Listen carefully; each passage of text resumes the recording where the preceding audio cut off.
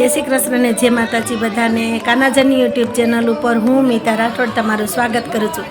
અત્યારે જે દ્રશ્ય તમે જોઈ રહ્યા છો એ અમારે રાજકોટમાં ગુરુપ્રસાદ ચોકમાં આવેલા અન્નપૂર્ણેશ્વર મહાદેવ મંદિરે દેવી ભાગવત પુરાણની કથા ચાલી રહી છે. એમાં નંદોત્સવ કરવામાં આવ્યો તો એના છે. ખૂબ સરસ રીતે કાનાનો જન્મ ઉત્સવ ઉજવ્યો અને હવે આગળ કથામાં નવદુર્ગાના પ્રાગટ્યની કથા આવવાની છે અને એમાં માં નવદુર્ગાનું પ્રાગટ્ય ખૂબ સરસ રીતે ઉજવવાનું છે. તો વિડીયોમાં તમને આગળ માં નવદુર્ગાના પ્રાગટ્યમાં ખૂબ સરસ રીતે દીકરીઓ માતાજીના સ્વરૂપ લઈ અને આવી હતી અને એમાં ખરેખર સાક્ષાત માં નવદુર્ગાના અમે દર્શન કર્યા એ તમને વિડીયોમાં જોવા મળશે.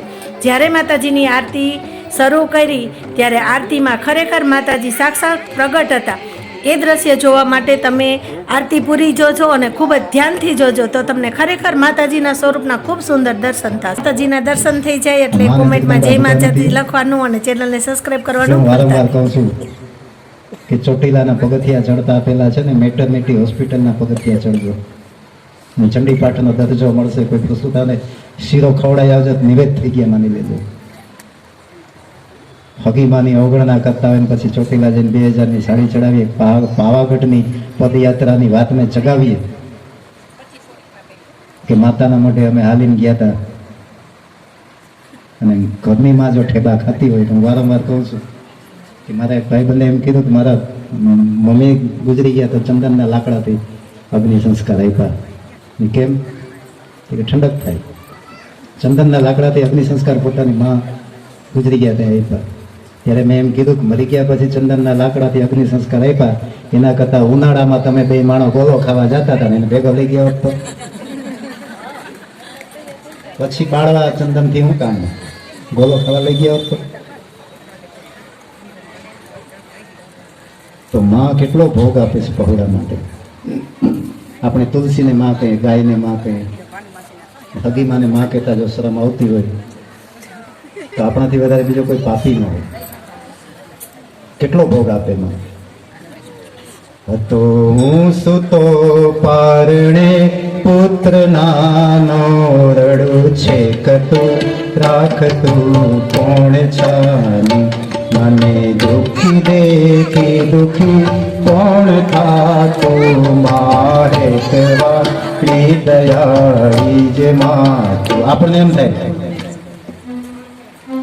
મને દુઃખી દેખી દુઃખી કોણ થાતું માં હેતવાળી દયાળી જ માતું. હવે કે માં તો કીધું જ છે માં હેતવાળી દયાળી માં તું જ માતું. 3 વખત માં હું કામ લગાડી પણ આગલી કડી તમે જો ને તો માં નથી ભૂલ્યા. મને દુઃખી દેખી દુઃખી કોણ થાતું મહાહેત. મહાહેત હેત નહીં હો, મહાહેત કાળજા કાઢીને દઈ દે ને ઈ માં છે.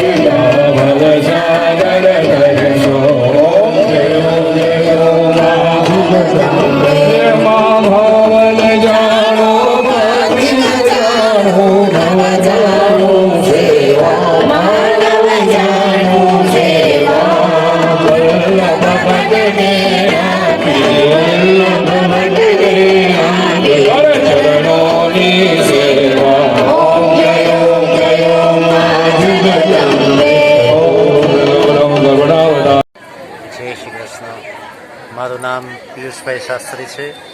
હું છેલ્લા 13 વર્ષથી મહાદેવની સેવા પૂજા કરું છું. આમ તો પૂજારી છું, પરંતુ શ્રીમદ ભાગવત કથા, રામકથા, વાલ્મીકી રામાયણ, રામચરિતમાનસ, શિવકથા અને શ્રીમદ દેવી ભાગવત બધી મા જગદંબાની કૃપાથી અને ભગવાન ભોળાનાથની કૃપાથી બધી કથાઓ કરું છું.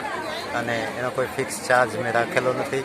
આપ સૌની ભક્તિ શ્રદ્ધા મુજબ હું બધી કથાઓ તમને ત્યાં કરી દઈશ. એમના માટે મારા મોબાઈલ નંબર છે 96 247 98 441. ખૂબ ખૂબ આભાર. જય શ્રી કૃષ્ણ. હર હર મહાદેવ. હર હર મહાદેવ.